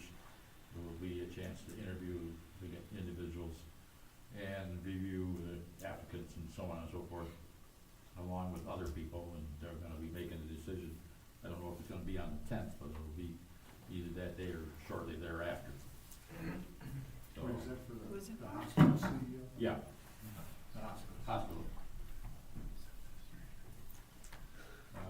And the hospital is in better shape than it has been for a while. However, the ambulance service is in way over their head. Their finances are, $850,000. yeah, way over. So they were talking about some standby, and there's, sometimes doing nothing. And, they're looking at what they're gonna do with that kind of situation and how many people they're gonna have on a standby basis, so maybe cut some cost over there. But they are in deep trouble over there financially. Solar project is still in the hands of the lawyers, so it's still pending.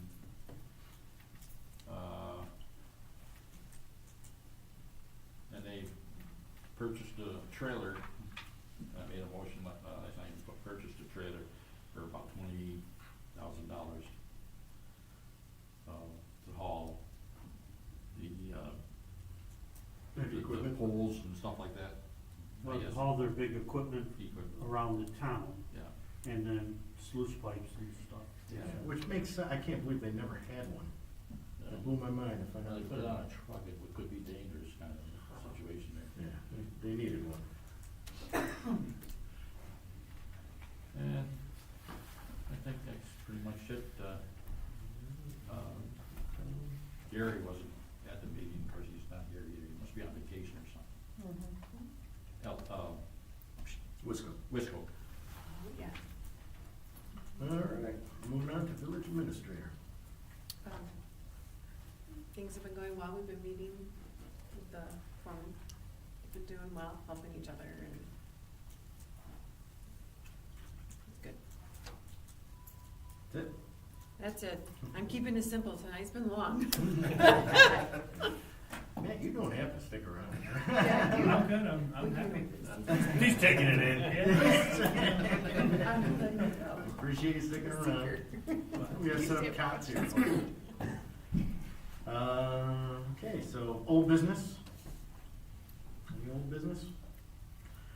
New business, I'll bring up that we have the Winterfest coming up December 14th. And you did bring up the lights, you're taking care of the lights. Somebody sent me a complaint about right in front of Attica Hotel was all out. There's 3 of them out, 3 of them right in a row, and we turned them in. Okay. So There was should be 12 again. total he gave me, so did you 12? I don't know the exact number. When he answers me, I'll send it to you. Alright, How long does it usually take to come and fix it? it's up to National Grid whenever they get out here and do it. Next summer. Yeah. Is it? Speaking of which, can we figure out what's going on with our decorative lighting? Right? I think I've asked about this for like a year. Oh, yeah, and I get on Yeah. Tracy and I get, oh, yeah. Yeah, Are we you gotta still get there? on these. I don't understand why they're not switched yet as of now. They were gonna get right on it over a year ago.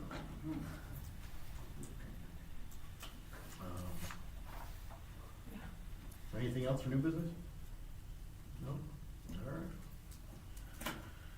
So moving forward, recommended action, the village board approves the list of unpaid taxes for '24. Make that motion. Second. All in favor? Aye. Opposed? That's carried. Recommended action of village approves a bank reconciliation report for the month ending in September 24. Motion. Second. All in favor? Aye. Opposed? Recommended action, the village board approves the increase of the late charges for water rates from $10 to $50. It seems We're steep, matching, but we're trying to match Perry and Warsaw, we're trying to get where that's where they're at. really? Yeah. Seems like a We're- drastic change. Well, we haven't, they've gone up, we just stayed here, Okay. nobody's done anything, so we're trying to catch up to the other counties. I'll entertain a motion to raise it to that, and I'll make that motion. your motion? Second. You have a second, all in favor? Aye. Opposed? What? I'm for it. Oh, okay. Just a little slower. All right. Opposed? That's carried. You better get it in now, or it's gonna be very expensive for me. Recommended action that the village board closes the public hearing, what do we got here? 8 o'clock? Motion. Second. All right, all in favor? Aye. Opposed? That's carried. Recommended action, the village board approves the wastewater treatment plant to purchase the Kubota and the Coon the Coon night mixer from Alexander Equipment. And we're getting reimbursed how much? It was 50% original cost, it's down to like 46%. Motion. Second. All in favor? Aye. Opposed? Total reimbursement is $64,814.33. Our net cost to the village is $77,806.23. Alright, recommended action, the village board approves the amendment agreement contract, Wyoming County Highway Department for the snow contract for 23-24 from 69 cents to 75 cents. Per mile. Right? Yeah. Move. Who's first? Second. All in favor? Aye. Opposed? That's Who's first? there we go. Recommended action of village board, you got it. It was for 2 years, the first one was for 2023, 2024. Oh, yeah. The second is for 24, 24, 25, 25. Yep. I move again. Yeah, so this is for 24-25. I'll second. Chris, already Oh, gotcha. I did not. All in favor? Aye. Opposed? That's carried. Recommended action, we send these gentlemen to the training for water treatment operator, and then on November 14th, at no cost for the training. They will receive 5 contact hours for water recertification, which I believe this is all mandatory, if I'm not mistaken, right? It was, yeah, they all went, everyone, but I stayed back that day, so the rest of the guys went. It already happened, but Yeah. Right. they didn't find out about it until. Until the, Day after. no, it was like, when did I send that in? What was my date? First. First, yeah, so it was shortly after Yeah. our last meeting. They do it every year to us at Wyoming. I All think these that's what we trainings have are like on this. that. It's like, give us some notice. Yeah. They don't. Yeah, I think we've had this conversation about this seminar training every time. So I'll entertain a motion to accept that they're, Motion. Second. all in favor? Aye. Opposed? That's carried. Recommended action, the village board approved 4% of the debt service towards the distribution line, so that's to move forward, what we need in order to move forward with the town. You guys are more welcome to read it, I'm not gonna read all this. But that's what we just went over. Our proposal. Proposal. Yeah, I'll make that motion. I'll second that. Okay, a motion is second, all in favor? Aye. Opposed? That's carried.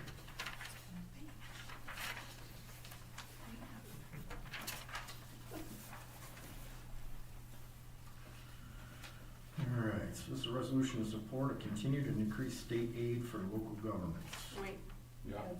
you gotta do, Where is it? you gotta do 2130. Very bottom. We're gonna do the roll I call. even double checked. Oh, yeah. Yeah, we need to see. Recommended action, the village board accepts as lead agency of the 24 seeker findings narrative. If you want to read that. Give you a minute.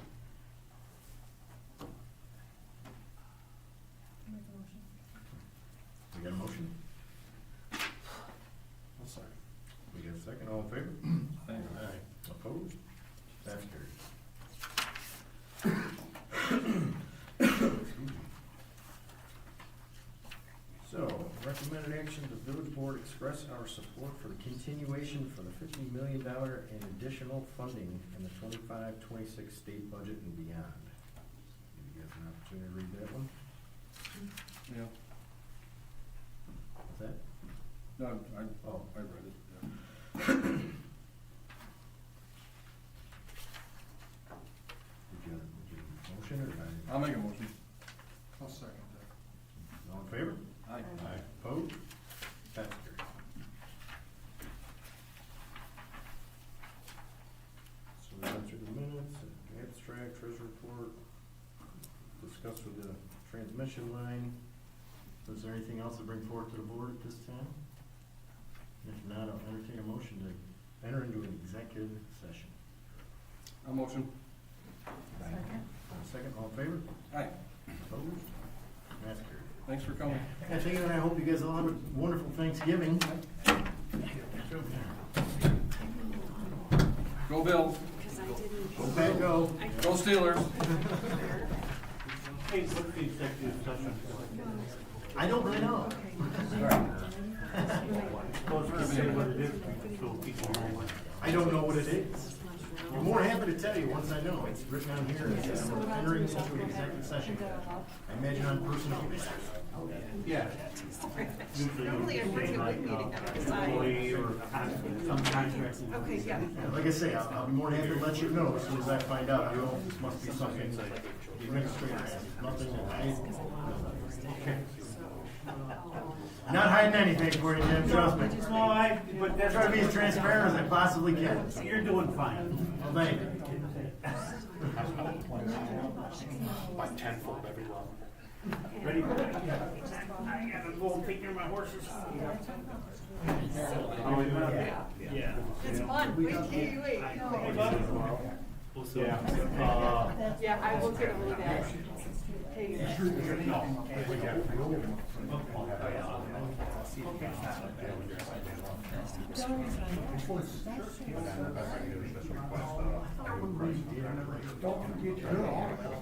Sure.